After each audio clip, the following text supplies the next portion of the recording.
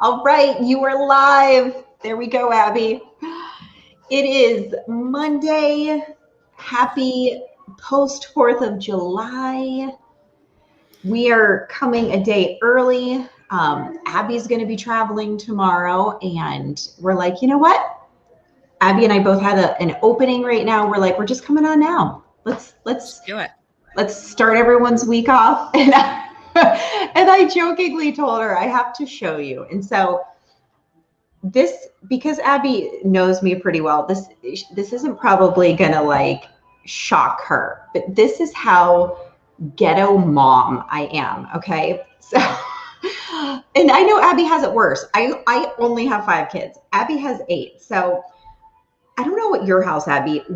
Dishes are like at least on a normal day 3 times a day. Dishwasher, I'm doing some pots by hand. You know what I mean? If I do them 3 times a day, I'm caught up. Mm-hmm. Same with laundry. It's 2 to 3 loads a day and I'm caught up. But anyways, so this is how ghetto I am, guys. Okay. I was making these like homemade, somewhat healthy oats after church this morning, and I did not want to dirty another dish. Okay. So I ate my oats. I didn't want to dirty another bowl. Like, is that like pure laziness or smart? So I think it's smart. So I literally out of the pan poured it into my measuring cup. And I'm like, I'm just going to sit here and look ghetto mom later. And so I'm like, I'm either really lazy or I'm just genius for trying to conserve one bowl. Like, I think it's genius. I think it's that like work smarter, not harder. Right. I think it's genius. Yes. So for any of you moms, if you're making anything and you just use your measuring cup, like save a bowl. Yeah. I like it. Oh my gosh. So how was the 4th of July there? Do you guys have the neighbors that kind of keep celebrating and going? We're the neighbors. I wouldn't say anything less. We are those neighbors. So yeah. So we have like the Facebook, like page, neighborhood page or whatever. Yep. And there's always the people on there who are like, who is popping the fireworks? My dogs are already in their thunder shirt and they've already taken a Xanax and they're freaking out and stop popping the fireworks. And I'm like, lady, we just got started. So isn't it funny? It's always more the dogs. I'm like, listen, than kids. This is going to happen. Okay. Twice a year. It's going to happen on the 4th of July and it's going to happen on New Year's Eve. Okay. Oh, really? Oh, yeah. I guess. Get your dogs in their thunder shirt early. Okay. What's a thunder shirt? Oh my gosh. It's like a weighted blanket shirt. It's like a tight shirt for dogs. It like makes them feel safe, I guess. Like a weighted blanket for a human. It's like a weighted blanket for a dog. I've never heard of that. I only know about it because of the thing. Okay, so they're like, I'm like, look, wrap them up in the thunder shirt, give them a double dose of Xanax, give them some Benadryl too. Rub them in essential oils. Like, this is going to happen. You don't have to get on the page. Okay. Like it's us. Okay. Like we're the ones doing it. We don't feel any shame about it. All right. We're the ones popping the 25, the big one, right? It's us. Okay. It's us. Like, dogs aren't going to go cheap, okay? No, okay? Like, I spend, like, hundreds of dollars, okay, in fireworks. I got a lot of kids to impress, like, and listen, all the people, okay, in our cul-de-sac come out and watch our fireworks show, okay? I got a lot of people to impress every year, okay? So the pressure is mounting from year to year. So we do it big, you know, and really it's not just us. There's like a north side of our neighborhood and a south side of our neighborhood. Yeah. And the north side, they tend to be fuddy-duddies, but the south side, we really tear it up with fireworks. It's like a big show on the south side. It's like a hazy fog over here. There's so much like fireworks going off. It's like you can't even see. It's just like smoke everywhere. So it's really, it's fun. So we do it up big over here, but undoubtedly the neighborhood page is just full of whiners about us, but it's only about their dogs. They're only really concerned about their dogs. So it's never the kids or the newborn. It's the dog.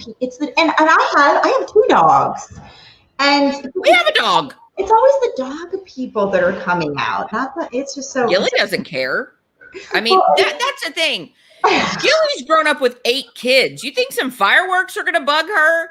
That's the problem. You've got to have a lot of kids. If you have a lot of kids, your dogs are not going to be bothered at all by some fireworks. So that's your problem for not having them around a lot of kids. Speaking of that, and I'm going to give advice here, and I know Abby will back me up. To any first-time parents out there, to anyone expecting right now their first baby, I don't know if you and Doug made this mistake with Grace, but when we brought Kendall home, we tiptoed. We made everything so quiet. It was like, shh, no noise around her. And she woke up to a pin drop. Like you could not have a creak on the floor. And literally when we brought our second home, I'm like, turn the TV up, let the dog bark. And he could play a trumpet. Literally, and he could sleep through a tornado because he was accustomed to it. Yeah. You know? And then any other kid we had, it was like, of course, there's screaming, there's crying, there's dogs barking. Right. They can sleep through anything. Yeah. Just let them get used to life, to noise, to chaos. Oh yeah, for sure. Yeah.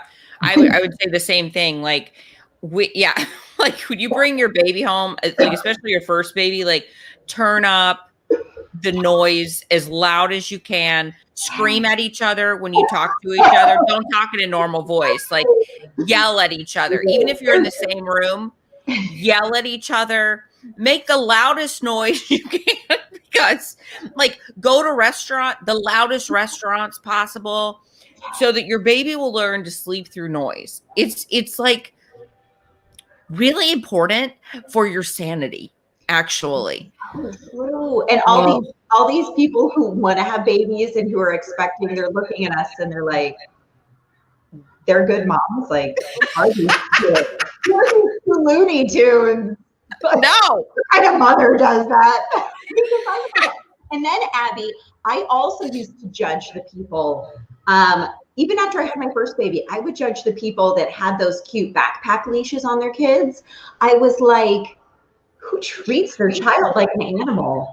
And then I had my first son, and then it all made sense. When he started to walk and going out in public, I'm like, oh my God, those people are genius. It's a safety precaution for your own. I'm like, well, how did I judge those people? Oh yeah. I get it now. It's so crazy. Yeah. I used to definitely judge the leash people until I had my own kids. And then like Grace, I don't know, like I remember trying to put a leash on Grace, like one of the backpack ones, you know? Yes, the backpack. Yeah. And so I tried to put one on her, like when she was, I don't remember how old, but she was like, you know, by then it was like too late. Yes. I didn't get it on her early enough, you know.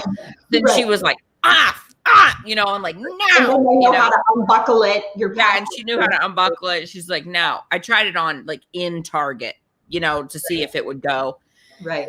It was a no. It was too late. Now I want to be like, I want to look like one of those dog walkers where they have like 6 dogs on leashes. That's really how I want to look with my kids. Like everybody backpack on, and that's how I want to look. Like I've even seen I don't know if you guys have ever done it. I want to go out with you and Doug and all your kids once to just see what it's like. I've never done it with mine, but I've even seen some of those people that have like those circle chain.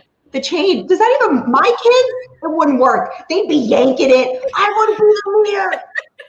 She has more of the chain. Like my kids would just like hurt each other with it. They're so competitive. I want that part of the chain.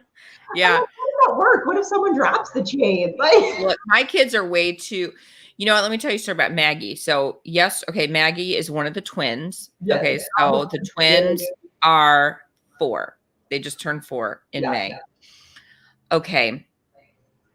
Maggie is the most stubborn child I've ever raised. Now, Grace was also stubborn. I would say Maggie is a little more stubborn than Grace was. A little bit.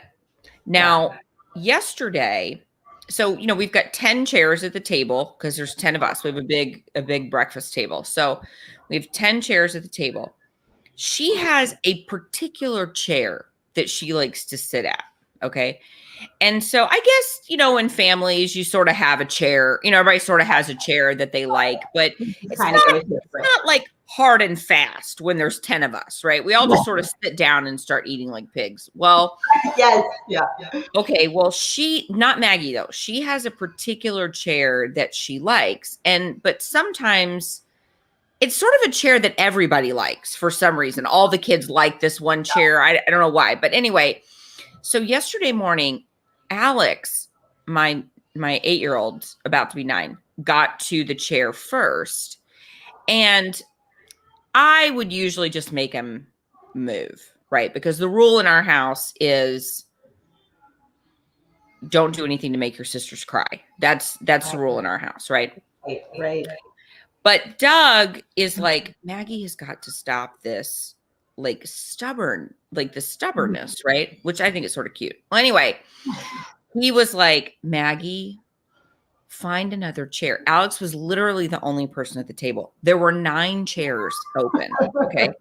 But she wanted that one chair. Okay. Yeah.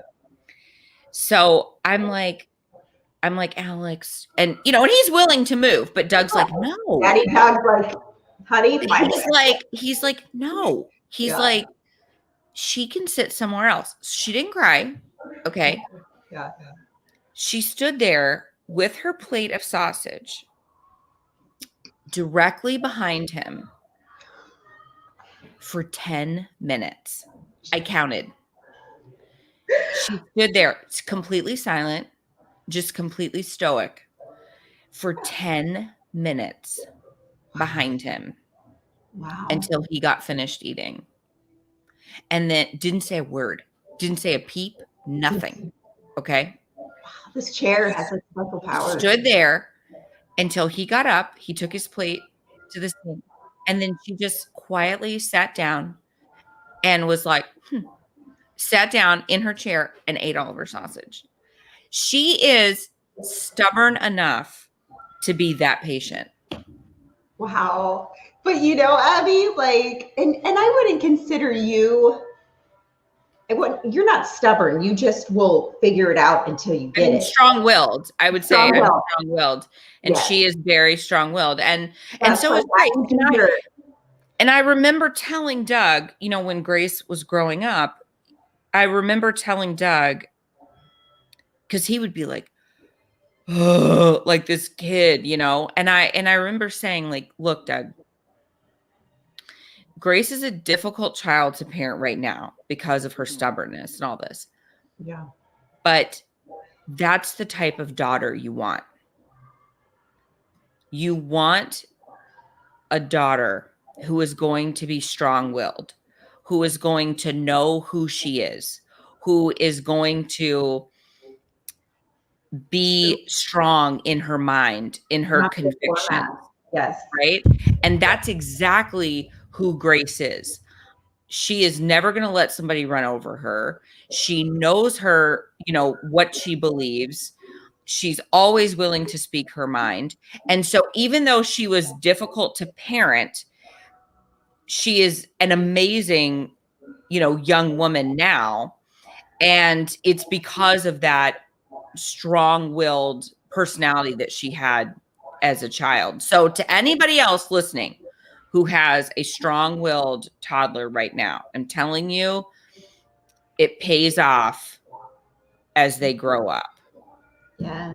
So I have to agree. I have a couple of those, and it is, and I'm thinking this is going to be someone like my Kelsey Bear. You know her, Kelsey, 6, and I mean, no one will mess with her ever. And there's times I'm like, it is so hard to navigate you, but yet I'm like, man, she's going to be an incredible human, an adult one day. Yeah. And she channels all of that correctly. Now it may go sideways. Yeah. Some of those strong personalities, you're just like, Lord Jesus, please let them use this passion correctly. Right. Oh my gosh. But yeah, it is those strong-willed kiddos. That is a hilarious story. Oh my God, I love it. Yeah, so indignant at 4 years old. Just wow, she is so, oh my gosh, I love it. Yeah, we have like, same here. People usually tend to find the same chair, but it's not like set in stone. But it's like my two that butt heads are my most, they have the same personality, Caden and Kelsey. And it's like if somehow they get next to each other, Kelsey's like, he's chewing weird. I'm leaving this table right now. Where are you? It's like any noise he can breathe wrong. And then, and then we all have to just kind of move around. But it is, it's wild when you have this many people living in one roof, I don't know. So I wanted to bring this up, and it's so funny. I've shared this before, guys. So when Abby and I come on to do our morning show, she and I just have this organic charisma and compatibility with each other that we don't prep. Like half the time, we don't even know what we're talking about. Like we're just like, hey, good morning. Like sometimes we'll talk about something completely unrelated to the show and we go live. Like Abby and I are extremely organic. Like we just go for it, So I'm just throwing this out there, and I don't even know if Abby's seen it yet. But I wanted to get your take on this too, Abby. I wrote this post last night, and so many mothers related to it. I'm not sure if you saw it. I wrote this post last night saying, so many people talk about being a high functioning introvert. That's no news, right? I consider myself one. But I wrote a post saying, I'm a mom of 5 and I'm a high functioning faker. And so, first off, people are like, okay, so she's supposed to be the real deal of parenting, and like Reagan's coming out. She's really lost it this time. She's been and I went on to say, and so many mothers, I got so many messages overnight this morning, and they're like, wow, I never knew what it was called. I mean, I'm no doctor. I don't even know if it's a thing. I just, I have it too. I'm a high functioning faker too. And basically, and you and I have really similar personalities, but I had went on to say, although I consider myself a very real person, 8.5, 9 times out of 10, if you are around me and I could be crumbling or I have something very serious going on, I know how to turn it up, turn it on, and you're not going to know a thing. Like it's a blessing and a curse. It's like a gift. And I started it when I was a really little kid. Of course I didn't even know what I was doing. I could have really bad things going on at home. And it was a coping mechanism for me. I remember going off to school the next day and I'm like, I'm fine. I'm not scared. I just saw or heard things I shouldn't have, and I'm fine. You know what I mean? And so it was how I coped. It was how I dealt with things, and not necessarily the healthiest thing, because some of those things I'm still trying to process at, 37 and a half years old. But anyways, as a mother and as trying to function as an adult, I do this so often. And so with you, Abby, you travel so much, you're on so many stages, you're constantly dealing with people and talking with people, do you know what I'm talking about? Have you ever had to go up on stage, address all these people, you have a meet and greet maybe, and you have something tearing at you. You may have had something big just happen, and then it's like, and here's Abby Johnson. Hey guys. I mean, haven't you had to do it before? Oh yeah.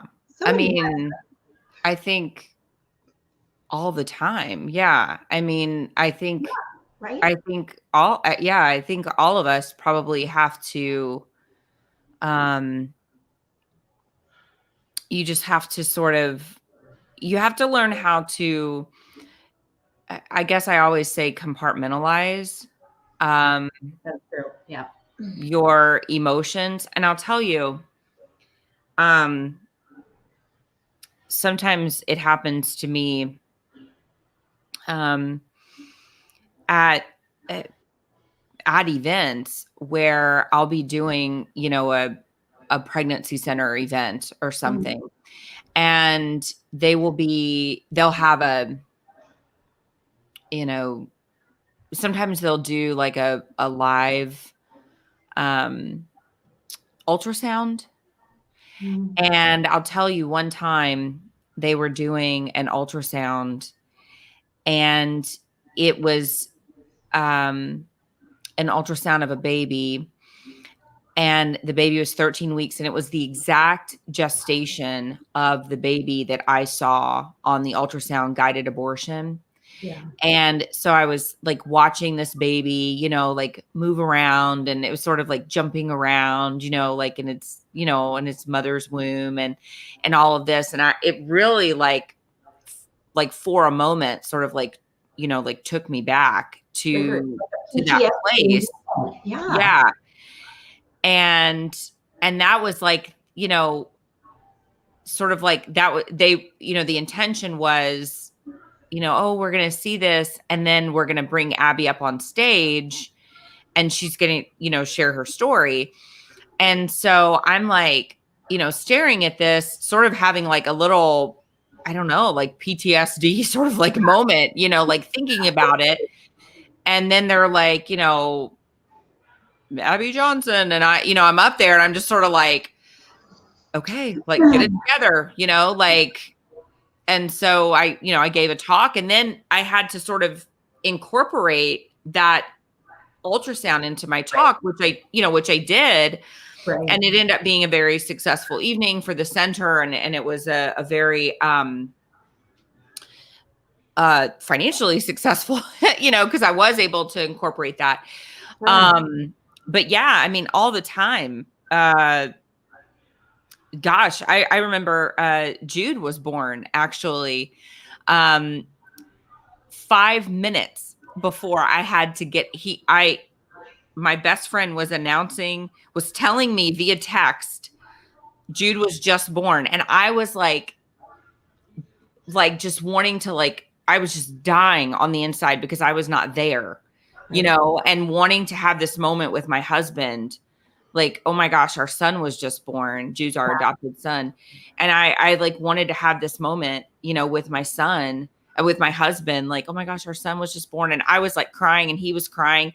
And literally 5 minutes later, I had to get up on stage and, you know, and give a talk. And so there's just been like so many times where, oh my gosh, I could just go on and on about, you know, things happening. My grandmother died when I was on the road, and I was just in a situation where I couldn't go to her funeral. Yeah. And, you know, I found out, you know, while I was at an event, and I was in the middle of a long road trip, and she was my last living grandparent. And, you know, my mom was like, don't come home for the funeral. Like, she wouldn't want you to cancel all of the, you know, she was so proud of what I did. And she was like, you know, she wouldn't want you to cancel everything that you're doing and have to cancel all these events to come to her funeral. Like, she's not there, like, Right. and so, but that was hard, like having to get up on stage, after finding out she just passed away. And, so yeah, I mean, there's so many times, I think, especially as moms, and just, I think as women, because we're just more emotional people, we're nurturers, that's the way God made us to be. I had wrote in this post, I said it can even be somewhat, because when we think of, well, I classified it as faking it, but yet I called it, my coping mechanism. It's just how it's how I continue to stay afloat, because I'll have small moments where I slip. Abby's seen them. She's one of my few inner circle people that sees me fall apart, but I can't stay there long or else I won't function. I can't function. So literally, and even people who preach about mindset and law of attraction and doing things, it's almost like you have to stay in a good mindset or else, or just us moms, it's like, or we'll just be in the closet crying the rest of our lives. Come and get me if you need me to open a fruit snack bag or something. I'll just be in here sulking. But anyways, I had wrote my grandmother, who's literally was a mother to me. She's like my best friend. She's one of the most saintly people I've ever met in my life. She's the most tremendous woman. Never saw her or my grandfather argue. I was with them so often. And she always told me, when she was giving me, relationship advice and marriage advice, she's like, of course we fought, of course we argued, but she's like, no one ever saw, back then there was like more of a respect. I know you're not supposed to fight in front of your kids. We have fought in front of our kids. It's not a good thing at all. But she's like, your dad and your aunt and uncle never saw us fight. She said, Pap and I could have been in a heated argument, and company would drop in. Back in those days, company would always drop in, right? There was no cell phones. Most of the time, people didn't call. Company would just drop in. Oh, we're driving by. Right. Hi. She's like, we could have been in a heated argument. Company's at the door. Boom. Here we go. Smiles, laughing. Everything's good. Everything's great. Now, I don't think my grandparents are fake people at all. They're tremendous people. But I think sometimes that's just, it's how people live. It's what you have to do, right? To carry on. And then, I've also, there's sometimes, and this is like funny, and it's not even funny, but there's sometimes you just can't, and you just break it. Like sometimes just, you don't even realize you're going to. And I had broke the other day. And the poor woman at McDonald's, Abby, God bless her. I think she didn't know. Do I help this woman? I'm in the drive-thru at McDonald's. Okay. I just have the baby and Kelsey. I'm like, I can't even function to like make a meal right now. So I'm like, Kelsey, do you want a Happy Meal? Yeah, like just sue me, everyone. I know McDonald's isn't healthy, but whatever. We eat McDonald's all the time. So I'm like, whatever. Yeah. Look, everybody eats McDonald's all the time. They sell over 1 billion hamburgers a year. Everybody who's watching right now eats McDonald's all the time. If they say they don't, they're liars. Okay, anyway, go ahead. So I order this nugget Happy Meal. I get myself a Diet Coke and fries because I love Diet Cokes and fries from McDonald's. And I was already like having a bad week. And I burst out bawling when I'm going to pay. And the woman's like, I mean, literally, I was not trying to, whatever. And the woman's like, ma'am, are you okay? And I'm like, yeah, I'm fine. And she's like, oh, are you sure? Because you can, physically tell I'm not. But I was like, I'm in the McDonald's drive-thru line. I'm fine. I'm getting it, And I just fell apart in front of her. Like I was fine, and then I wasn't. And I literally, and she was so sympathetic, and it was almost like she was worried for me to move on. Like, do I let this woman move on? Do we call her home? Need an extra fry? Can I get you an apple pie? A milkshake or something? Sure, throw it in. But literally, so there's moments where I'm really good at just whew, turning it on for people. And then there's moments like that where I'm breaking down in front of Well, them. sometimes it just like boils over. Yeah. You know, I mean, Right. that happened to me. I had like a trip to oh my gosh, it was just like one thing after another. I had a trip to Oklahoma, and then I had to go from Oklahoma to Virginia. And I was getting, it was stupid American Airlines. I was getting on American, so un-American. And they made me check my bag. I was already like, I had a carry-on, but they forced me to check my bag. They said there wasn't any room in the overhead. I get on the plane. There were like 16 bins open. Okay. There was like half the plane was open for overhead space, which made me then even more infuriated because I was like, why'd you make me check my bag? There's like bag space everywhere. So then I tried to get my bag back and they were like, no. And then our flight was delayed. And so then I missed my connection. And then they didn't have another flight to Oklahoma that day. So then the people had to come pick me up from Oklahoma in Dallas. And then they couldn't find my bag. It was in the DFW airport. So I was like, okay, I need to get my bag back. You guys forced me to check it. Now I'm driving to the event. I need to get my bag back. They're like, well, we don't know where it is. It's somewhere at the airport. We don't know where. And I'm like, so I'm like, I've got to get it back. I have my medication in there. And for those of you who don't know, this is when you and I talked. Yes. You called me from the airport. Yes. And so I'm like, I have to take, and for those of you who don't know, I have to take medication. I have this like tumor thing in my head and I have to take medication for it. And I didn't take my medication out because number one, I have to take like 55 pills. And that would have been, I would have been like, give me a bag for all my bags of pills. Right. So, anyway, so it was like this big mess. They couldn't find my bag. I had to go to Oklahoma without my bag, with all my medication. They lost it. They just completely lost the bag overnight. When I don't take my medication, it makes me very sick. Okay. Cause it like affects my brain. It makes me very sick. It like makes me throw up. I get a migraine. I was like very sick. So I come back to Dallas the next day because I had to connect back in Dallas to go to Virginia. I come back to Dallas, y'all. I swear. They tell me your bag's at this one place. I go to get the bag from that one place and it's not there. And so then I'm on another wild goose chase to find my bag at the DFW airport. And by this time I am like so sick. I have a migraine. And then you're also on top of all of that. You're like, oh, yeah, naturally frustrated and angry. Right? I was at my end. Like I was about to start screaming, and I'm like a very patient person. Like I don't boil over, very often or whatever, but I was about to start like throwing some punches. Like I'm going to start throwing some tables. Okay. So finally,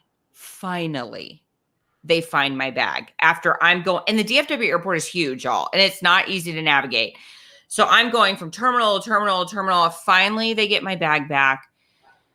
Get my bag. I take my medication. I get on my next flight to go to Virginia. The flight attendant on there, named Stephanie, if you're watching, starts giving me crap about my mask. Okay. And I am like, girl, I am not in the mood. Okay. And so it's another American flight. So I'm like, she doesn't like the mask I'm wearing. So she like wants me to wear a different mask. So I'm like, fine. So I put on another mask and I'm like, and there's nothing wrong with the mask I'm wearing. She just doesn't like it. So I'm like, okay, fine. I'm like, okay, I'm wearing the other mask. Like, just please. Like, and then she says to me, well, I mean, I'm not trying to have an altercation with you. And I'm like, so I say to her, then I suggest that you walk away. Okay. She's like, oh, well. She goes to the front. She gets the pilot involved. Okay. they're like, blah, blah, blah, talking. I think they realize then that like I'm a million-mile flyer with American. Okay. So then I think they realize like, okay, we should just leave her alone. Okay. We're not going to like make a big deal about it because I fly with them so much. Right. We take off. She comes back by and she like asked me what I want to drink. And I'm like, just like, look what you've done. I just lose it. Okay. Yeah. I'm like, I mean, I lose it. And she's like, are you okay? And I'm like, I'm okay. and I'm like, American lost my bag. I have a migraine. Now you're bothering me about my mask. There's nothing wrong with my mask. And oh my gosh, what is wrong with you guys? Right. And she's like, I'm sorry. I'm like, Stephanie. I'm like, snot. Give me a tissue, Stephanie. I'm like, I just want a Coke. I just want a Coke to drink. Just give me a Coke. Yeah. She's like, I'm so sorry. I'm like, I have like a brain thing. I need my medicine. You guys like suck. It's like for birth control. I shouldn't have taken birth control. Why did I do that?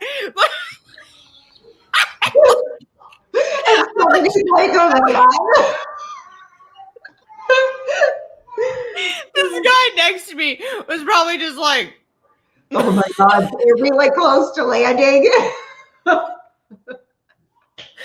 So I understand that sometimes it's just like you just can't take it anymore. Like sometimes it's like it just builds up and builds up and builds up, and you're just like it's just like a volcano.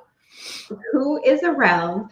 I mean, I know, and it's not even like, because I parent my kids the same, whether in the privacy of our own home, whether I'm at church, whether I'm at Target, whether I'm at the neighborhood pool. Like, I'm not gonna, baby things, sweet talk. Like, I just do what I always do, no matter who's watching. If no one's watching, if 15 people are watching, I'm going to treat my kids the same way. But it is amazing just how like you can just like shift. Like, I remember I was at Target a few months ago, and a couple of them wanted shoes, and we go through shoes so much in this house. And then I'm such a cheapo. Sometimes I'm like Target, like these shoes are like $29, and you're gonna wear these for like and they're crap. Yeah. I'm not like, these aren't even good shoes. They fall apart. Yeah. $29 for these, and you're gonna put a hole in them, and then you're gonna get them dirt. Anyways, so like I'm arguing with kids with shoes, because when you take multiple children and do shoes, like that's like a whole task in itself. And then the baby's like crying and throwing a fit. So literally we have shoes and spread out, and people are like complaining and throwing fits, and I'm like, bah, bah, bah, bah, bah, bah, bah, like really don't care who's watching. And then I see someone from my home, like that I hadn't seen for like years, and they're like, Reagan? And I'm like, oh, hey! Do you know what I mean? Like, I'm going from like witch mode to there. Oh my God, how are you? And it's like, it's weird because I call it fake, but it's not fake. It's like, as moms, we're like these caterpillars. I don't know how to say it. We just know how to transition. Right. We're just good transitioners, and it's just how I roll. Do you know what I mean? Yeah, totally. Like, I could be like out at a restaurant with kids, which it's like is most of the time painful for me. Half the time it's just like, oh my God. And then it's like, oh yeah, oh thank you, I would like another Diet Coke, thank you. You know what I mean? You just it's like how you flow and bounce. And it's almost like you said, the compartmentalizing. It's like you can do it and bounce from second to second, depending upon who you're dealing with. Right. Do you know what I mean? Oh, yeah. It's like, so when I wrote that, so many moms, because I've never seen a post or a blog or what have you. I've never seen an article on someone coming out saying, I'm a high functioning faker. And I don't think it's fake. I think it's just, well, I remember, and this, this bothered or maybe me. it's fake for some people, but I don't think it's fake. I think it's just like, well, here, let me you say are. this, and it bothered me, and it made me question myself. I know I've had postpartum depression more than once, but I've only been diagnosed with it one time. Okay. After my third, I was like physically diagnosed. I left teaching, drove to the doctors. I knew something was wrong. So I wasn't shocked. But anyways, so I remember a couple teachers at my workplace at that time knew. I mean, they saw me crying all the time. I don't think it was a shock for anyone. So when I had told, some teachers at work, it made sense to them too. They're like, oh, wow, I'm so sorry. Like whatever. And then I remember like a week after I was diagnosed, I had posted some photos online. We took the kids to play some, I don't know, I forget. I think we went out to Olive Garden and then we took the kids to some arcade. And I had posted a few photos of me smiling with my kids. And this still bothers me to this day. And it made me question myself, Abby. A teacher had said to me, wow, Reagan, if you have postpartum depression, that's really odd. Why did you just post those photos of you? It seemed like you were smiling and having fun with your kids. I remember standing in the hallway. I remember exactly where we were standing. And I don't remember what I said. I was so taken and I was so numb and I almost felt like I was in trouble. I almost felt like I was caught lying. Yeah, of course you did. Yeah. I was made to feel. I felt like I told a lie. And then I don't even remember what I said, but to this day, Kennedy's going to be 9, almost 9 years later. It still bothers me. And it made me question, am I faking it? Am I lying? And I'm like, am I not allowed to have depression and be smiling? Well, but that just shows how people don't understand like mental illness, right? And that, I mean, yeah, people don't understand mental illness. People don't understand, what's, what it's like to have postpartum depression, what it's like to have depression. Like you just have to sit around and you need crying, wallowing all the time. Right. When I left Planned Parenthood, there was a woman in the pro-life movement who, if I said her name, people would know who she is. She told a friend of mine, Abby's clearly not sad about what she did at Planned Parenthood because she smiles too much. So, like, people don't understand, like, what it's like to have PTSD. People don't understand what it's like to have depression. People don't understand what it's like to have anxiety, because they think that that's the you that you are 24 hours a day, but that's not the you that you are 24 hours a day. Not for most people. And Erica just wrote, and this is just so perfect and exactly what we're talking about. She said, I feel like I have to wear a different mask for different people and places. And it's like that caterpillar I'm talking about. It's just who we turn into. Like how you are with your husband isn't how you're going to, you know what I mean? Like, and even with different friends, like if you think of your top 5 closest friends, Abby, and if you were out to lunch one-on-one with all of them, not that I'm saying you become a different person, but I even know my few closest friends, I have a different kind of personality with each of them. Like I'm still Reagan, but yet, do you know what I'm saying? There's some, like sometimes you have like a fun friend that you're just like silly and wild and you're going to talk more about fun, silly stuff. Yeah. And then you have a friend that's more deep and like you're going to talk about holy stuff and you're going to talk about this stuff. And you're still the same person, but you're the caterpillar, right? Like them, that's your pool, like my 2 closest friends here in the state of North Carolina, my kids, because it's kids, they are always like, who do you like better?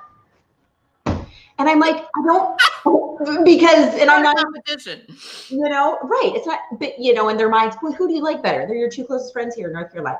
And I like them differently. And every time I'm with one of my 2 friends, I act differently and we talk about different things. And it's nice. It's a nice release because it's also 2 different. Now people are going to be like, Reagan now has split personality disorder. No. But it's so true. And I think people can relate to that. Do you know what I mean? And it's Yeah. like, it's just true. And so it felt good to put it out there because so many people too, you know, you and I, Abby, have shared so many parts of our life. And I think why people resonate with us and the people who do appreciate us and our honesty is we've shared a lot of the darker moments of our life. Mm-hmm. And through the darker moments, you and I were still at some points, most points, were able to put on a smile, you know?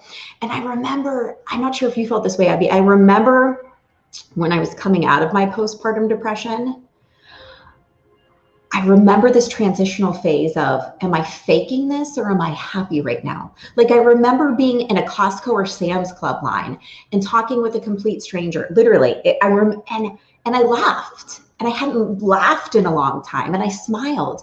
And I remember I turned back around and I thought, did I just fake that or was that real? And it bothered me that I didn't know. And then I remember that was one of the last times I thought of it. And I was slowly coming out of it. And then I went months without thinking, is this real or fake? And then I'm like, man, I'm out of it. I'm somewhat out of it because I haven't been thinking that, you know? And so it is, I think it's part of being human, right? Is we all have these roller coasters we're dealing with. Yeah. And I think like Brittany just said, like God puts different people and friends in our life for different reasons and seasons. I think that's true. I mean, there's people in my life that, you know, I pretty much like only talk work stuff with, right? And I need that because I need to share work things with them. I need to bounce work ideas off of them with, and they're still like dear friends of mine, right? But we pretty much it's what you have to talk work stuff, right? Because I need those people in my life to make sure I'm staying on the right road for work and that they're, you know, keeping me on a good direction for work, right? And those are still close friends. You know, you and I really never talk about my work. Like we just talk about life and kids. You and I can talk about everything. Yeah. You know, I have, you know, other people in my life that are really friends that were mainly from like my past, right? Like, so I think, you know, we have different people that sort of hold different places in our lives. I have people that, you know, that are sort of just church friends, right? Like, and so we just sort of talk about church stuff, faith stuff, right? Because that's really, that's the common denominator in our life. Yes, right. You know, and that's good because if you only had people in your life where the common denominator was the same for every person that was in your life, right? It'd be like talking about the same things with every single person in your life. That would be very boring. Right. It's true. Like even like more relatable, like if we're even talking about social media, like there's people, like if you see a really funny meme that's like even borderline inappropriate, right? But it's funny. And you know, you have a couple friends that you really like that won't get this meme and they'll be offended. Right. Like I can't send that to everybody. Right. Exactly. I can send it to like you. I can send it to like a few people, but I can send like I'll send Abby and her husband some things I find. And we all have the same strong faith. We all have the same respect and faith in God. But I also know they get my personality and they have the same sense of humor. We're not gonna get offended. Or, So if I find like a funny somebody to like, I'll send it to them. They're one of my people. I'm like, I know they're gonna get it. It's true. So it's like those different facets of what keeps you whole and grounded because we are like multi-dimensional, right? Yeah, we have to have these different things, and so. But anyways, I think it's so important. And so I just wanted to bring that up because a lot of moms related to it where they're like, yes, that's me. Sometimes I feel like I'm faking my way through life. And you know, I've had other people tell me too, when I've shared some things after the fact, like going through some deep, dark moments of being financially corrupt, you know, selling things out of my house, like the story of my marriage and what I went through. And they're like, man, I really saw you smiling a lot of the time through that. Like I had no idea you were going through hell. And so I think it's important, not that you and I always share highlight reels. I said, I'm not doing my job if I'm just sharing highlight reels, right? But it's also, you just can't be depressed all the time either. And if I got on, like last week, if I would have shared my true feelings all week, I would have been a Debbie Downer all week, okay? Like if I would have wrote and like shown and put everything exactly how I felt, man, I just would have just turned off a lot of people. But so it's also trying to find the silver lining and the beauty in things. And because even if I have a crappy, horrific day, like there's little moments that it's like, oh, this made me smile, this hug, this, that, you know? So it's just reminding, like most of us that have our stuff together still don't have our stuff together in certain areas, you know, like I can feel so abundantly blessed and so close to God, and yet I can still feel broken and shattered in ways, you know? And I think that's important to remember, because especially going through this last pandemic, and so many people feel broken and confused right now. Like we have more confusion than ever, right? And people feel like, what's next? And I'm hurt and I'm broken and I'm scared and I'm struggling financially and I'm struggling in my relationship and I'm struggling as a parent and I'm struggling with this and that. Like we're all struggling. Yeah. Like it may not be your struggle or your amount, but we're all struggling. And you may see smiles on our faces and not know some of the demons we're facing. And so I think just putting it out there, it just makes people feel better. Like, man, they look like they're happy. They look like they have it together. Yes, I can count my blessing. Oh my gosh, you know, but man, life is just not perfect. And so, you know, and then a parent, I don't want to exclude dads. Being a parent it sounds so cliche, but it is. It's the most rewarding yet hardest job in the world. Like there's times I'm like, how did you entrust me with 5 lives, God? Like one day I'm killing it parenting, and the next day I'm like, I can't do this. You know, like how did you entrust me? And so it's normal. It's normal. I said we're all white knuckling it at times. Not all the time. We have moments of it. And that's where I'm like, we just have to rely on God's grace, because I've had more moments lately where I'm like, okay, my back's up against the wall. I'm done. But then I also realized that's like our most perfect position where God can step in, you know? Yeah. Like we're not supposed to be able to handle it all on our own. We're not supposed to be able to do it when we're crying to Stephanie on the airplane and we're crying to the McDonald's lady. You know, those women didn't ask to see 2 mothers breaking down, but we all have those moments and it's normal. And so I think it's just nice to kind of put it out there that we're all at points faking it till we're making it. You're going to see Abby on stage killing it, empowering, and yet she may have not. Then no, sometimes I'm having a meltdown to a complete stranger on American Airlines about a mask and her beds and her bags. Yeah, I mean, it happens, and it does. That's normal. It's normal. Life. And there's times I feel so confident and I'm like, I am in the most perfect spot. And then I'm like, I have no clue where to go next. Like this morning, the priest, I go to daily mass and the priest was like, do not worry. He was kind of laughing and he's like, Jesus knows the answer. And I agree with that. You're like, what the heck does that mean? But I was like, but what is it? What is the answer? I know Jesus knows the answer. You're like, that's not helpful. I need to know the answer. Can you set up an appointment with me and God? Like, yeah. And so it's so hard, but and that's where it's like just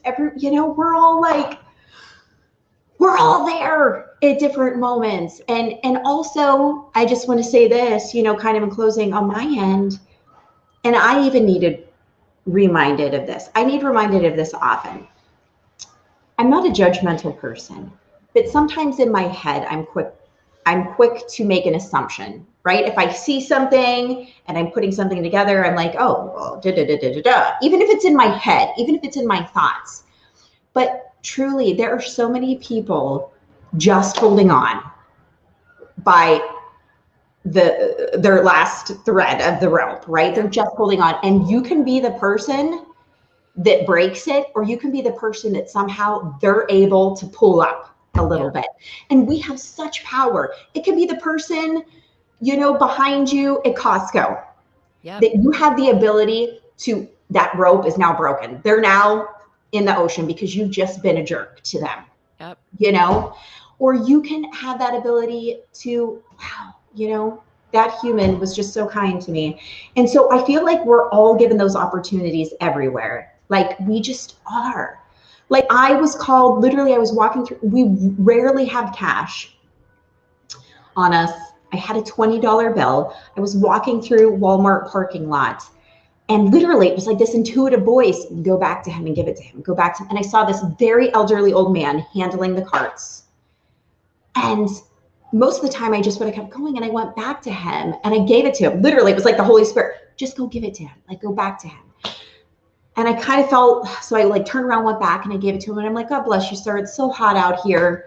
You're doing such a good job. And he literally looked at it and he's like, thank you. Like it looks like he wanted to break down into tears. That's nothing. It's a $20 bill. I know at one point for me, $20 was like, oh my God, this is like amazing. And it is. I mean, it is to everyone, but you know what I mean? Like little things, like when we really are open to helping others and doing these small acts of love or service, it's like we really have such power. And I know we need to be listening yeah, to that. Right. Like we need to be listening, Yeah. And I encountered a homeless man the other day, and I keep like packs of item, like Ziploc bags of items, like socks and water and granola bars, stuff like that. But and every time I give it to them, I always like shake their hand, ask for their name. How can I be praying for you? In front of me, I noticed that. I love that. And so, but and I don't always give them money because I'd rather give them an item if I have it. But anyway, but I felt like I should give this man money, and I only had a $20 bill, so I gave it to him and asked him for his name. His name is Patrick. And so anyway, and so I was like, how can I be praying for you? And so he told me, and so it's just been like weighing on my heart, like pray for Patrick. And so I have been like every day, but like, you've got to be like open to that, like you have to be like listening to like the Lord's prompting on that sort of thing. It's like with you and that man, like giving him money, like go back, do that. And I was in line the other day at the grocery store, and this lady's like this elderly lady's card kept getting declined, at the register. And I was like, and I could tell she was so embarrassed, and I was like, I've got it, and so I just gave the cashier my credit card, and like God had you there, Abby, for that. Yeah. But I wouldn't be paying attention because usually I'm dealing with all my kids and stuff. Right. But the Lord like had me like open my ears and my eyes to what was going on like in front of me. Right. So that I could handle that. So what I'm saying is like, we have to be like Right. looking for those opportunities around us, you know? And sometimes it's not money. Sometimes it's like, Absolutely. it's sometimes, you know, I was, you know, I saw a woman one time and in the weird, one time in the grocery store, and she probably thought I was nuts, but I saw her in the grocery store, and she had just gotten off the phone and she had been crying, and I walked up to her and I just put my arm on her shoulder and I was like, I don't know what's going on. I was like, but I was like, if I can help in any way, I was like, I'm here. And she just reached over and hugged me. And she was like, I just need a hug right now. And I was like, you got it. You know? So you just have to be open to those sort of promptings. And I think we're so scared of that right now. Right. You know, we're scared that people are going to get angry with us, or we're scared of COVID, or we're scared of, you know, whatever. Or people are going to be so hands off or not wanting to talk to us or whatever. But like, I don't think that's the case. I think people more than anything right now want human contact. Yes.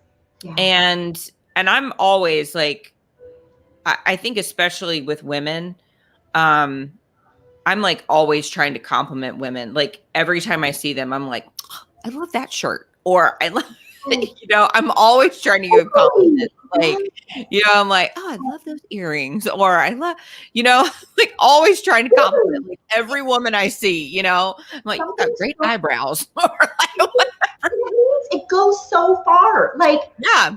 I don't get compliments often, like from anyone. And like, if someone randomly is like, oh, wow, that's a great shirt, or, oh, it's like, oh, really? Do you want to exchange number? No, but like, it really, it means so much. And so the tiniest act it really goes so far. Oh, literally.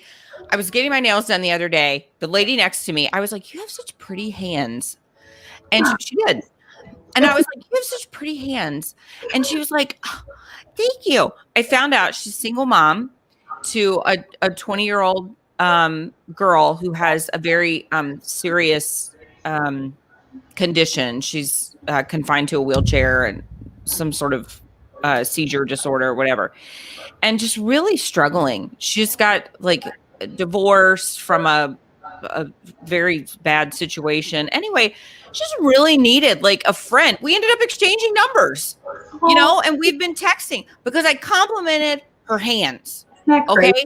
And so I'm telling you, like, this is Abby Johnson. Give women, I didn't even tell her I didn't even tell her like, oh, I like Trump, you know, I didn't even like who cares, right? She doesn't need to know. All she knows is that I complimented her hands, and I think she's an awesome mom, right? And so like, just like compliment people. It like goes a long way, you know? Yes.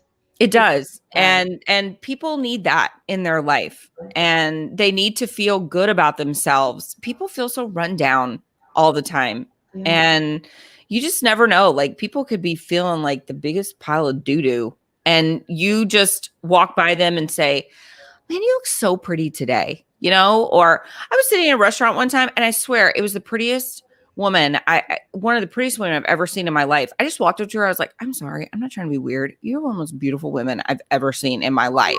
And she was like, thank you so much. I was like, I just had to tell you, you know? And she was just like so overcome. Like, she was like, oh my gosh, this like made my life. It's so true, because so many people who would have thought that, or like been just like, oh, look at her, you know, like how I bet not many ever told her that. And for you to do that, you know, like the last week or the week before, several of my kids weren't good at church. I literally felt I was visibly upset. I was visibly short-tempered. Do you know what I mean? Like, yeah. I wouldn't think someone's like, wow, she's a great mom. Like, someone's very like, oh, buddy, she's very frustrated right now. And so I was angry. I was tired. I was short tempered. And after mass, I had these, 2 older women stop me and tell me what a beautiful family I had, but what a great mom I was. And I literally was almost embarrassed. And I'm like, oh, I was just so, and they're like, you're a great mom. And I literally was thinking, man, I was just a sucky mom. I just lost my patience. And yet they still, I could tell they were genuine when they were telling me, you know, and I needed that so much because I'm like, how many people just wouldn't even be here? Like, this is hard. This is That's right. hard. And at first I was embarrassed, but then I'm like, you know what? I'm still doing this. I'm still there. You're there. You know, I may have not handled it with such grace, but anyway, so yeah, compliments really do.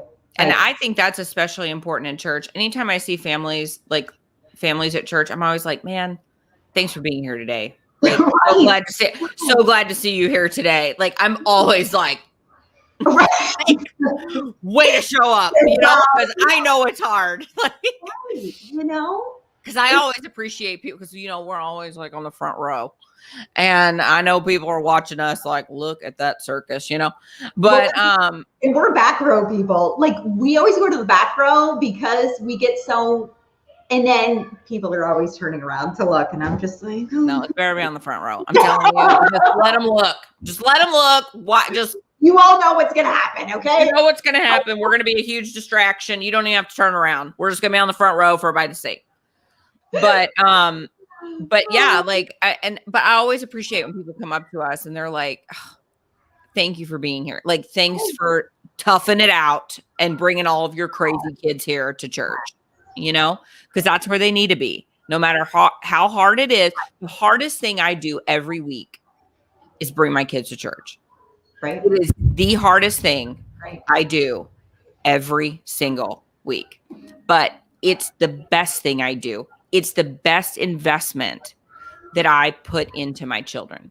Yeah. Better than saving for their college, better than saving for a car, better than putting them in private school. The best thing I do for my children, the best investment I make for my children is bringing them to church.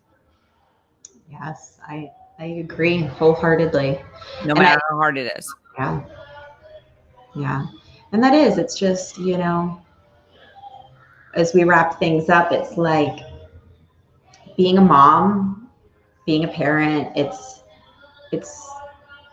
sometimes seems like doing one hard thing after another. But I think it's also, with the topic I brought up, it's kind of knowing your safe spots and knowing your safe people to let yourself kind of break down at times, or else you're going to be crying to Stephanie and on the airplane, and the McDonald's lady who's right to this day worried, like, is that mom back in the okay? It probably was Stephanie working at McDonald's, because after I had that breakdown with her, she's like, I'm not doing this anymore.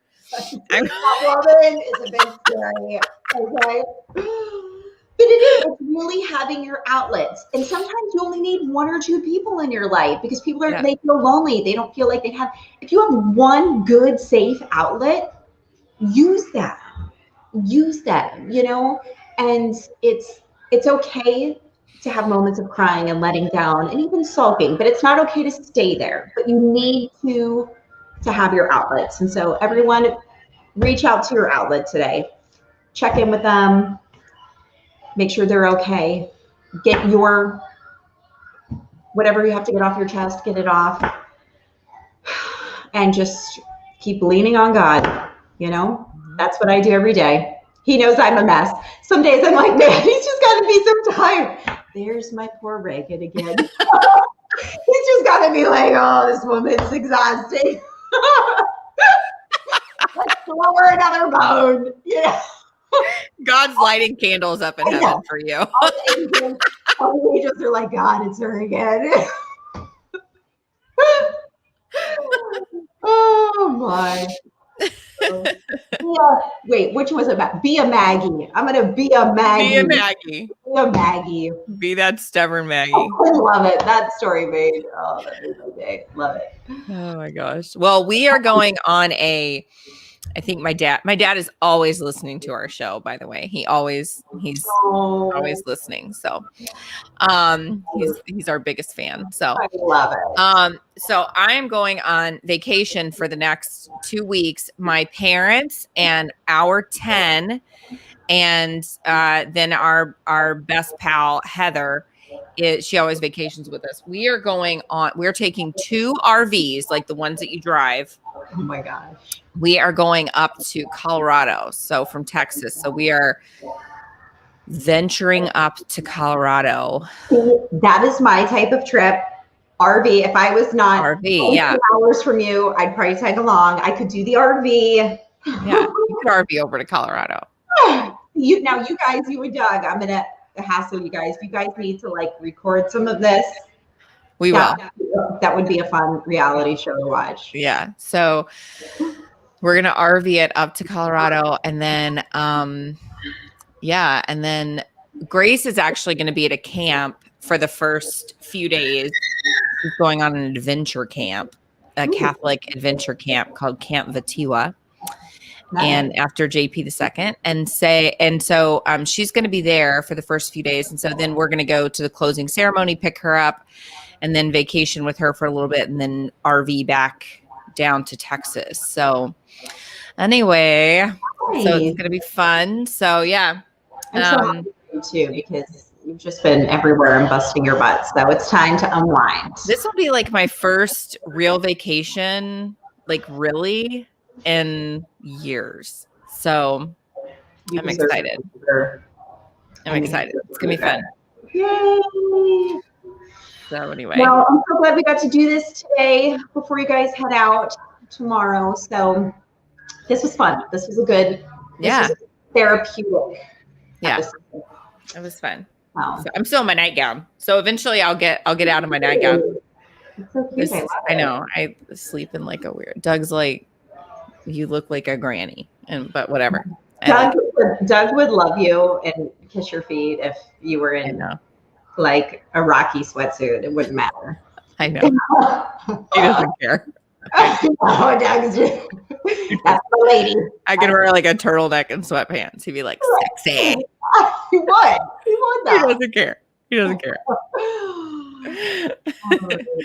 All right, guys, have a great week and find your person, check in with your person, vent to your person. I'm going to be venting from, I have a feeling, on my vacation to Reagan. I'm going to be like, get me out of this RV. I'll send a boat for you, Abby. I'll come on a boat. I'll be like, I'm flying to North Carolina. Seriously, I'm ready. I'm ready for you. Laura, I hope you recover well from surgery. Oh, yes. We'll say a prayer for you. And Erica will also say a prayer for you. Doing well. I know you're rocking it as a single mom. And anyway, prayers for all of you this week. And we love you guys. Thank you for tuning in week after week. And hey, if you are not on our listserv, if you aren't getting our emails, go to our website and sign up at therealdealofparenting.com and sign up on our listserv. So we have something coming out soon that we're excited about. Our team's working on it with us. So you can get our newsletters and you definitely want to sign up for that. So the website, it pop up. It should even come up. Thing pops up. So do that right now. Yes. Right now. Go to therealdealofparenting.com and sign up for our listserv. So anyway, thanks everybody. Have a fantastic week. Bye-bye.